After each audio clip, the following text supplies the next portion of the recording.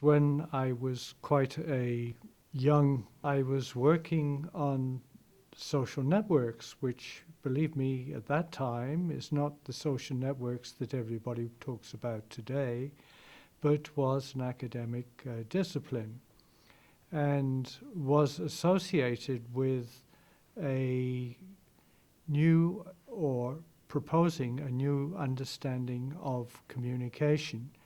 And if you looked around communication theory in those times, there was precious little of this quality of analysis of communication.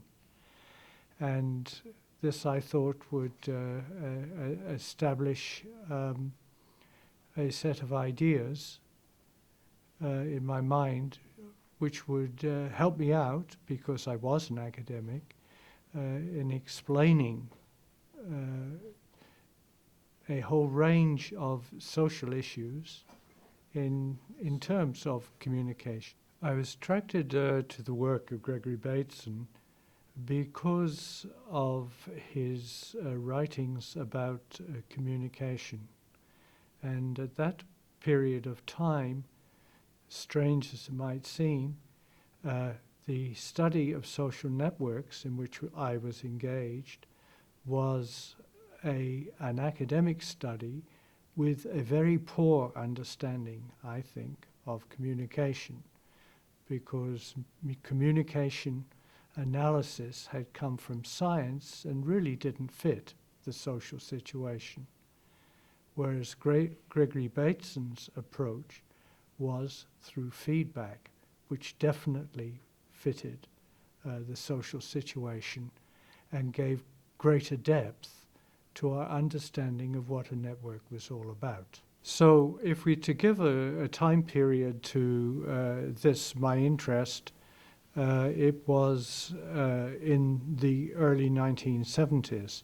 However, Gregory Bateson had been working as a family therapist. Indeed, he was one of the pioneers in family therapy for at least 10 to 12 years before that period of time.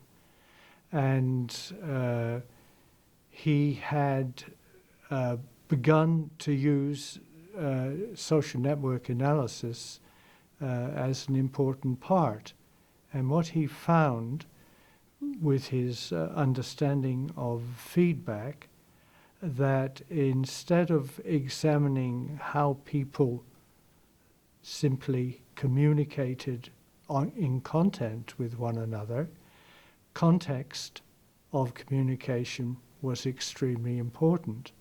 And the context of communication was a response to a interaction between people that was not particularly evident in the actual words that were used by the two communicators.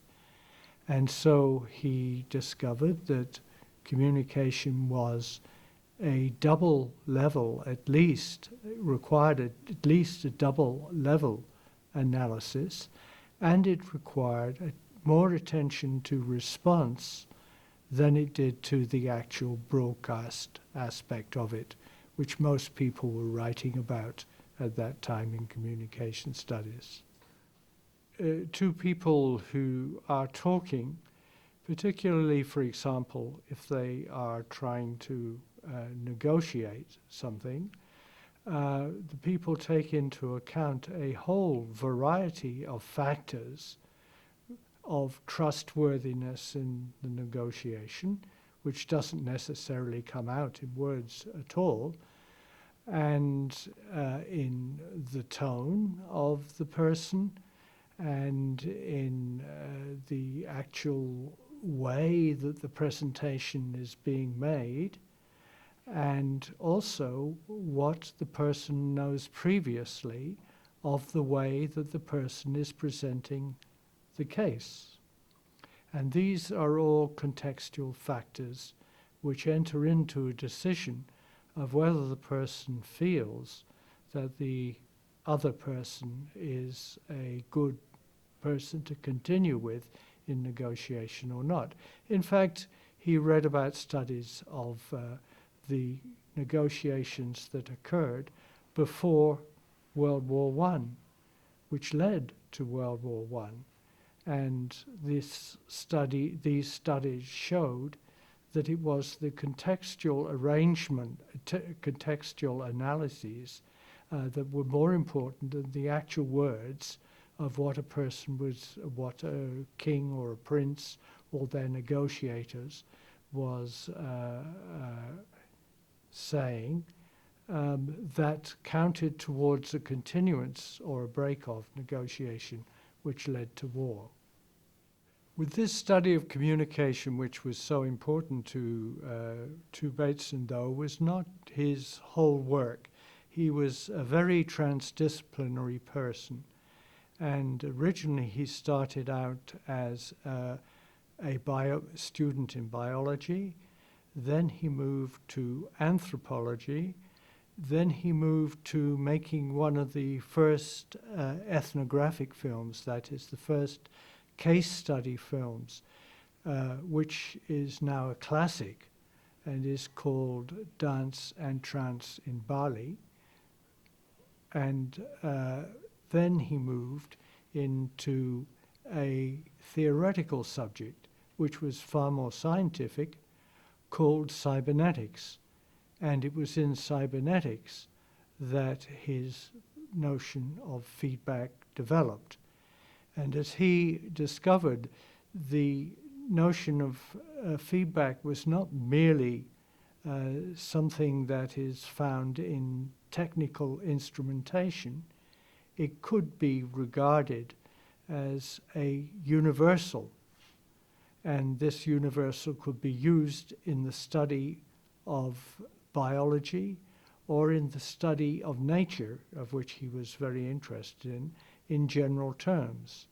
And he proceeded to this. In the 1970s, he began to begin writing in the field of ecology, for example, because he thought that too much ecology was concerned with the sort of physics or the chemical nature of conditions. And he saw in ecology an enormous field for study of communication in, for example, an ecosystem, which in his view was not just simply a material composition receiving energy from the sun and seeking nutrients from the soil and using water to develop. He saw it as being a whole field of information studies. How does this occur? Well, when you think of the whole areas of reproduction, for example, reproduction is not only reproduction between two members of the same species. There is the whole range of reproduction that occurs, for example, between plants and insects. And then there's the link between insects and the animal world. And then there is the link between the animal world and human beings, all of which constitute, if you like, a ladder of sorts. Well, I have taken the example in my own work as studying the recent decline of bee populations, which is called colony collapse disorder. And I began writing about this with Bateson's themes in mind at an early stage of the discussion, and published the work, I think, in 2009. It's now pretty common knowledge, and there has been government action against the sorts of things that they feel are disturbing the bee population. But in what Bateson pointed out particularly was that the interaction of humans with plants through bees is extremely important because bees pollinate. And about a third of the total human food supply is derived from pollination by bees of various varieties, because there are many varieties of bees, by birds, and by little butterflies as well. And a collapse of the bee population is very serious, because if a collapse occurs, the only way that pollination can be done, as it's done in some areas in China, is by hand. Bateson's ideas about communication and feedback in the 70s changed when he produced his book, Steps to an Ecology of Mind, which in academic terms was really a bestseller. And what he proposed there was a whole new way of looking at ecology and looking at human beings' attempt to deal with ecological problems through the notion of circularity, rather than through the notion which science took of linearity. And he began to learn, even at that early stage, about the first work that was being done on global climate change and the likely effects of global climate change. And he recognized that this did not really take all the feedbacks into account that he would have taken had he been undertaking this study. And indeed, I must say, it is true that even today there is, unfortunately, in the International Panel on Climate Change, the IPCC, too little, I feel, study done on the feedback solutions, or feedback problems, I should say, rather than solutions, feedback problems arising from heating. If you take the Arctic, for example, as an area which is undergoing fairly rapid warming, then there is a whole series of problems arising from the fact that as the Arctic gets warmer, it's not only the ocean that gets warmer, but it's the land that gets warmer too. And the land up there is permafrost. And when permafrost begins to turn into unfrozen land, it lets off methane. And methane is a booster to, in fact, it's 20 times more powerful to warming than carbon dioxide. Well, he's saying that communication constitutes the way that the interrelationships are ordered in any sort of field. They're not ordered in, well, that would take, that then goes into difficulty. Yeah, because so let's start again. Yeah. He is saying that in picking up on feedback, that this feedback occurs in oscillations, variations, all over a whole ecosystem with different timings.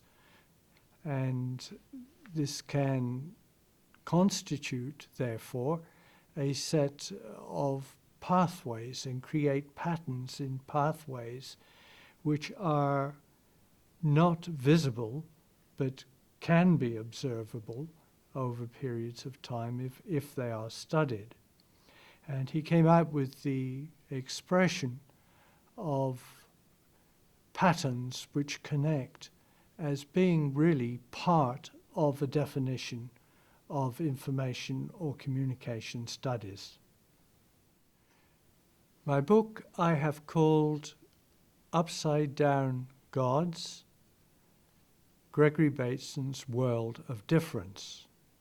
Now, if we take the title World of Difference, it should be noted that Bateson's definition of information is the difference that makes a difference, as it relates to, for example, perception. And this is a very general definition, far outside any technical definition, that can apply to any living organism that is able to perceive, and particularly if it is able to perceive context. The other part of the title, of course, is Upside Down Gods. And in my book, I have related Bateson in two sets of circumstances. The first set of circumstances is when he is examining the Bali people's idea of spirituality, or a particular phrase in Bali language which is important is called Sakti, and it is characteristic of the Bali people that though they are not afraid of caste, they are afraid of demons, and the upside down gods refers to their fear of demons. In the other Western culture, which is very different from Bali culture, the upside down god in Bateson's work has to do with the sciences that have not really taken feedback into account, and instead are sciences like sort of behaviorism in the social sciences or psychological sciences, all the sciences that deal solely with substance, taking substance as a base, a logical base of explanation, and ignoring the depth of circumstances, such as communication, in which events are occurring. Bateson's legacy has been very much in the field of exploring the realm of communication in nature, where previously there had been only a materialist explanation for what natural things were doing. And this has led to me, for example, joining a new science group at the time of the millennium, who was beginning to explore the role of interpretation of signs and response to signs in areas in which standard science was still calling the animals or plants or insects sort of quasi-robots. A case, for example, is that of fish, which were always regarded as somewhat robotic, but now are not. And biosemiotics has pushed this field of sensibility and interpretation as a field of semiotic inquiry, a field of semiosis, which has been completely absent from the field of biological, or the logic of the bios, which is the logic of the substance of which the animal and plant world is made. A particular feature of the whole of Bateson's writing is that he presents a nonlinear or circular explanation, where others would present a linear explanation. And this is true over the whole realm of work that he undertook. It began after World War II because Bateson occupied, strange as it might seem, a place in the Office of Strategic Services, that's the OSS, the predecessor of the CIA, doing propaganda against the Japanese. And Bateson preferred to do theory rather than doing practice, but it was evident to him that circular explanations which science had avoided was a field of inquiry that really needed to be thoroughly studied. And this is a way of examining events and their relationship between events that fits the natural world much better than it does the world of power or the world of material energy. And Bateson was worried that physics, which is a very materialist subject, was taking over too much thought in the social field and in the psychological field as a basis for explanation, rather than the circularities which are far more typical of mental and social behavior. So my book is therefore a history of the science that he wanted to introduce with some of its problems of explanation that he helped resolve in the late 20th century, right up from the end of the First World War to Bateson's death, and then beyond, because people have become to realize in science that this is a missing area of explanation. And I would like people who read the book to pick up it as a dip into the history of science from a particular point of view. Information, of course, is central to our age now.